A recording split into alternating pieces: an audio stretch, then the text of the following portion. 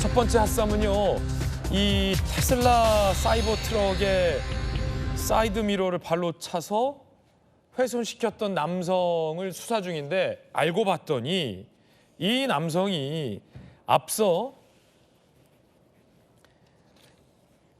편의점에서도 난동을 부린 인물인 것으로 확인이 됐습니다. 편의점에서 난동 부린 CCTV 영상도 저희들이 입수했습니다. 함께 보시죠. 늦은 밤 편의점에 들어오는 남성, 음료수를 집어 들더니 계산도 안 하고 마셔버립니다. 자, 그리고 물건을 집어 던지듯 계산대에 내동댕이 치고 편의점 직원을 마치 때릴 것처럼 위협하기도 합니다. 편의점을 나서다가 다시 담배를 집어들고 전자담배를 집어들고 그대로 사라집니다. 10분 뒤 이렇게 전시되어 있던 테슬라의 사이버 트럭을 발로 부순 이 남성의 정체는 과연 누구였을까요? 범죄심리학 전문가, 어제에 이어서 이수정 교수님 모셨습니다. 이 교수님 안녕하세요. 네, 안녕하세요. 네. 어제에 이어 오늘 뵈니 반갑습니다. 네, 반갑습니다. 내일도 뵈시죠? 네, 수업 있습니다. 아, 수업 있으시군요. 네. 경기대 본과 네, 수업 네, 있으시군요. 네, 네, 범죄심리학 수업입니까? 네. 그렇군요. 네. 이 남성의 정체가 중국인이라면서요? 네, 지금 이제 이 남성의 CCTV, 이 남성이 찍힌 CCTV를 보면 굉장히 좀 폭력적이고 거칠 것이 없다 이렇게 네네. 이제 보이잖아요. 그래서 뭐 잘 아는 우리 지역을 잘 아는 사람인가 이런 생각을 했었는데 예. 나중에 알고 보니까 이 사람이 여행 비자로 한국에 들어온 중국인이다 이렇게 이제 나오고 있어요. 아, 여행 비자로 들어온 중국인이다? 그렇습니다. 그러다 보니까 지금 이런 이제 행동들이 도대체 일상적이지가 않은데 평상시에도 이렇게 폭력적인 행위를 했을 것만 같은 사람이 지금 외국인이라고 하다 보니까 사람들이 경계심이 지금 더 커져서 예. 지금 네티즌들은 굉장히 뭐 왈가왈부 얘기가 많은 것으로 알고 있습니다. 그렇군요. 이뿐만이 아닙니다.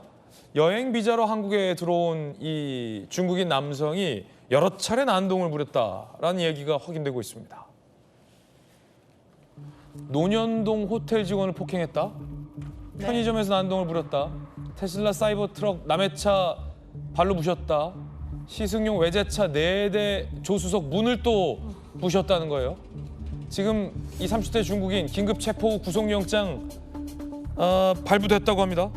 아니 왜 이런 겁니까, 교수님? 글쎄 뭐 면담을 해봐야 알겠지만 네네. 아마도 뭐 변명을 할 걸로 보입니다. 뭐 술을 한 잔 먹어서 뭐 어쩌고 하면서 사실은 정확히는 기억 안 난다 이렇게 주장할 개연성이 굉장히 많은데 문제는 한 행위를 보면 지금 이게 굉장히 심각한 상황입니다. 왜냐하면 저 사람이 저렇게 사이드 미러를 부신 차 외에도 외제차를 3대를 더 손괴를 한 부분이 있어요. 근데 아시다시피 사실 수리비가 이만저만 비싼 게 아니어서 그렇죠. 사실 그렇게 따지면 손해액으로 따져도 아주 심각한 수준일 거고 더군다나 이 사람이 폭행도 했습니다. 모텔 직원을 폭행을 해가지고 그것도 역시 형사범이라서 나중에 뭐 상당히 문제가 될 것 같고 그래서 지금 구속을 하지 않았나 싶습니다. 네, 뭔가 뭐 마음에 좀 분노가 있는 겁니까, 범죄 심리학적으로? 아니면 뭐 관세 때문에 열받으면 왜 남의 나라 와서 이렇게 화풀이 하는지도 아니 모르겠네요. 뭐 관세라기보다 일단은 폭력 행위를 한 패턴을 보면 네네. 별로 경계심이 없어요. 그렇기 때문에 아마도 중국 내에서도 저와 같은 뭐 불량 행위들을 했던 사람 아닌가 이렇게 생각을 할 정도로 굉장히 경계심 없이 그냥 캐주얼하게 지금 폭행을 하고 있거든요. 예. 그렇기 때문에 일단은 이 사람의 중국 내에서의 전과부터 좀 뭐 국제 공조를 통해 가지고 확인을 해야 될 필요성이 있어 보입니다. 예. 자, 정혁진 변호사님 지금 구속됐어요. 근데 외국인도 구속될 수 있는 거죠. 여기서 우리나라에서 범죄를 저렇게 저지르면. 그럼요. 속지주의가 그 적용이 되니까 네. 당연히 뭐 형사처벌 받을 수 있습니다. 네. 그러면 저 수리비 같은 것도 이분이 물어내게 될 가능성이 크군요. 그런데 지금 문제는 뭐냐면은 네네. 당연히 이제 민사 소송하든지 해가지고 아니면 뭐 형사 과정에서 합의가 될 수도 있는데 합의금 같은 게 지급이 될 수도 있겠죠. 그런데 뭐 중국 사람인데 한국에 재산이 얼마나 있겠는가. 그렇죠. 만약에 중국에 부자들 많으니까 그런 뭐 이 정도는 할 수 있다. 그래서 내가 부셨다. 그렇다라고 하면 문제가 안 되겠는데 그런데 그만한 경제적 능력이 없는데 한국에 와가지고 난동 피우고 그다음에 그 재물을 갖다 손괴하고 배째라 나몰라라 이렇게 한다라고 하면 형량은 물론 높아질 수 있겠지만 피해자 입장에서는요. 예. 사실은 보상받기가 뭐 보험 처리하는 정도 수준밖에는 없지 않을까 그런 생각이 듭니다. 지금 보시면 이 교수님 말씀처럼 아까 저 편의점 직원을 때리려고도 이렇게 했잖아요. 그렇습니다. 네. 밖에 나와서도 뭐 이렇게 던지고 그러니까 캐주얼하게 범죄를 막 남의 나라 와서 도대체 왜 이러는 겁니까? 글쎄, 저게 습격이 아니고는 저렇게 하기는 일단 굉장히 어려워 보여요. 왜냐하면 지금 네. 문제 행동들이 거의 한 뭐 1분 사이에도 한 서너 번씩 일어나기 때문에 그렇죠. 이거는 정말 습관으로 보는 게 그게 맞지 않겠나 싶습니다. 중국 내에서의 어떤 범죄 전력도 좀 조회해봐야 된다. 그렇습니다. 라는 말씀도 흥미롭게 들립니다. 뜨거운 소식 함께하고 있습니다. 두 번째 사건 만나보시죠. 자, 충격적인 사건인데요. 어제 오후 서울 4호선 미아역 인근 마트에서 흉기 난동으로 60대 여성이 사망하는 사건이 발생했습니다. 자, CCTV 영상 저희들이 입수했는데요. 함께 보시죠. 길을 지나던 행인들이 무언가를 보고 소스라치게 놀랍니다. 깜짝 놀란 모습. 그런데 태연하게 걸어온 남성 환자복을 입은 채 통화를 하며 흡연하고 있습니다. 마트에서 칼을 휘두른 가해자입니다. 경찰이요 범행 현장 인근에서 이렇게 검거를 했습니다. 검거하는 모습이죠. 안타깝게 칼에 찔린 60대 여성은 인근 병원으로 이송했으나 사망했습니다. 자, 일단 사건의 개요를 한번 보시죠. 30대 남성 A씨가 마트에서 판매 중인 흉기의 포장지를 뜯어서 그대로 흉기를 난동했어요. 마트에서 범행을 저질렀고 현행범으로 저렇게 인근에서 체포됐습니다. 60대 여성은 마트에 장 보러 갔다가 안타깝게 이런 피해를 입은 겁니다. 알고 봤더니 사망한 이 여성과 그리고 마트의 직원 40대 여성 부상을 당했는데 흉기를 휘두른 저 남성과는 일면식도 없던 사이였다라는 겁니다.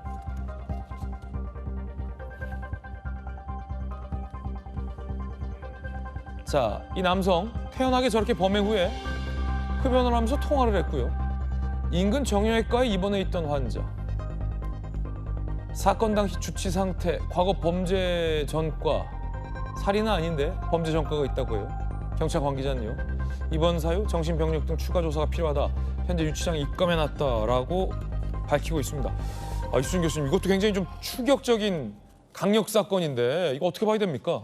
근데 최근에 이제 이렇게 묻지마 뭐 방화나 묻지마 살인 이런 것들이 늘어나고 있는 추세거든요. 이건 묻지마 살인이다. 네, 그렇기 때문에 이런 이제 사건들은 사실은 예의 주목해서 대책을 꼭 마련을 해야 되는데 문제는 이 사람이 이제 정형외과에 입원을 하고 있던 사람이에요. 네네. 근데 이제 정형외과에 입원을 하고 있는데 저렇게 환자복을 입고 저러고선 담배 피고 술 마시고 돌아다녀도 되는 건지 일단 잘 모르겠고요. 병원에서 관리를 안 하나 이것도 궁금하고요. 병원에서 관리를 해야 되는 게 일반적일 것 같은데 일단은 병실을 빠져나와가지고 먼저 음주를 한 것으로 지금 알려져 있고요. 주치 상태에서 마트로 가가지고 포장된 칼을 뜯어가지고 그래서 그 칼을 휘둘러가지고 지금 이제 피해자들은 모두 여성입니다. 한 분이 치명상을 입고 뭐 사망을 하셨고 병원에 이제 옮기신 다음에 나머지 한 분도 많이 다치신 걸로 지금 확인이 되고 있거든요.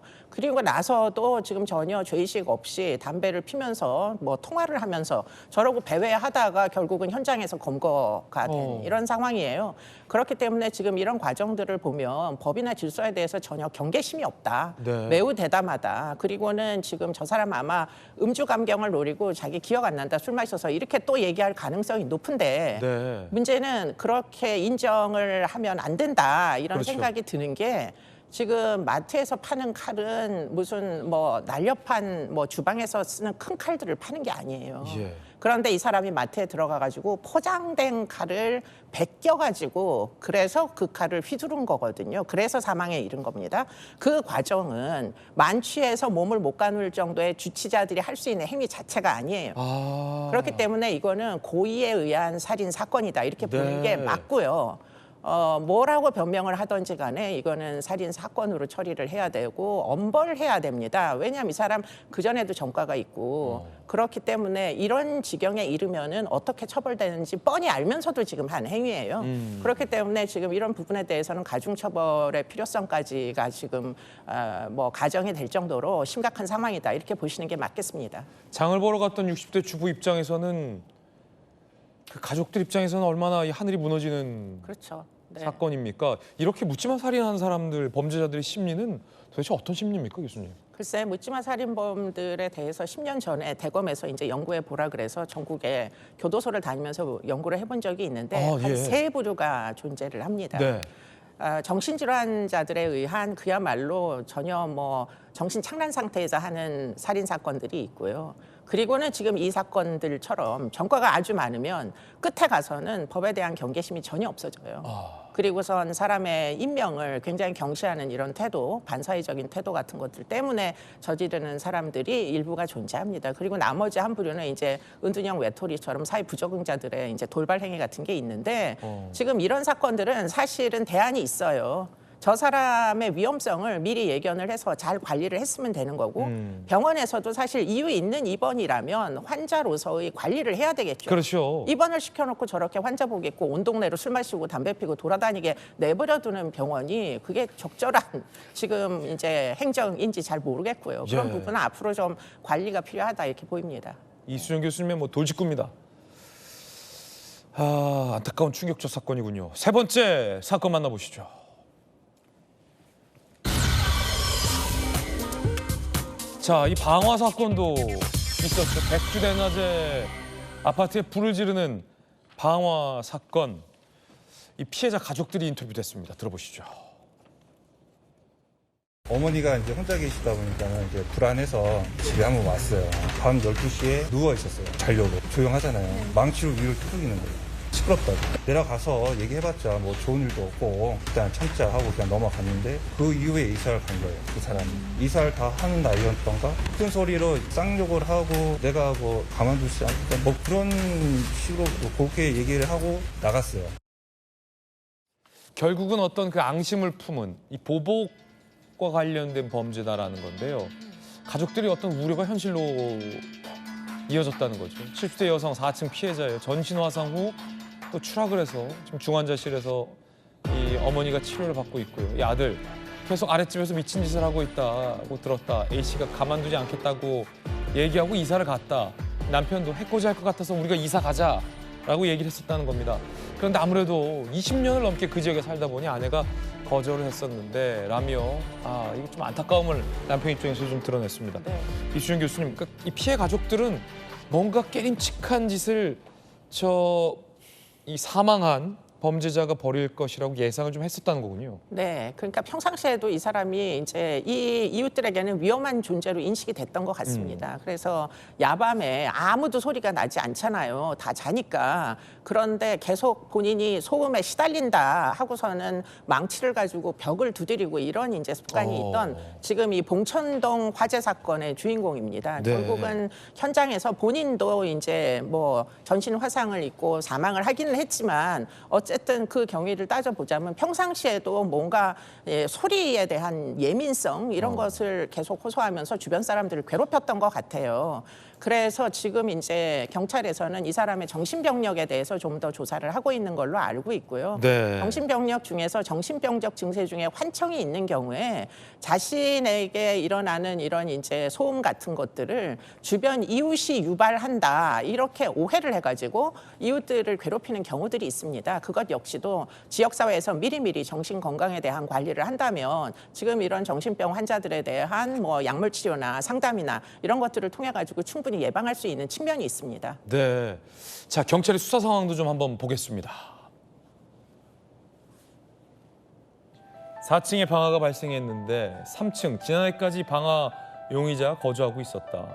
사전 범행 계획 여부, 방화 도구 구매 과정 등을 집중 조사할 예정이다라고 합니다. 이 용의자가 사망을 했지만 수사는 계속 돼야 한다라는 그렇습니다. 취지의 말씀 어제 교수님도 주셨는데요. 계획 범죄로 보세요? 이건 확실하게 계획범죄죠. 확실하다. 네, 왜냐하면 범행 도구를 제작한 거예요. 이건 예. 원래 이런 도구가 있는 게 아니라 그렇기 때문에 계획적으로 누구를 해코지하겠다라는 의지가 있었다 이렇게 봐야 되는데 이 사건에서 제일 안타까운 부분은 뭐냐면 처음에 언론의 보도가 층간 소음이라고 나다 보니까 결국은 층간 소음은 윗집 사람이 소음을 냈기 때문에 아랫집 사람이 불을 낸 거잖아요. 지금 예. 보복으로. 그럼 저 윗집에 살던 혼자 살던 할머니가 그러면 소음 유발을 한 원인 제공자처럼 보도가 돼가지고 사실은 층간소음은 여기서 중요한 게 아니다. 중요한 이슈가 아니에요. 네. 저분은 사실은 아랫집 사람에 의해서 지속적으로 괴롭힘을 당하던 할머니였고 피해자였고요. 가족들도 다 알고 있었어요. 스토킹의 피해에 대해서. 근데 누구도 제대로 대응을 하지 못한 채 결국 이 지경이 됐는데 그러니까 저 할머니는 범죄 피해자가 맞아요. 그러면은 이 범죄 피해자에 대해서 결국 피해 지원을 국가에서 해줘야 되는데 지금 저 사람이 피해자가 사망을 하다 보니까 지금 그게 제대로 이루어지겠나 좀 걱정이 되긴 합니다. 방화범이 사망한 탓에. 그렇습니다. 자, 그런가 하면 울산에서요.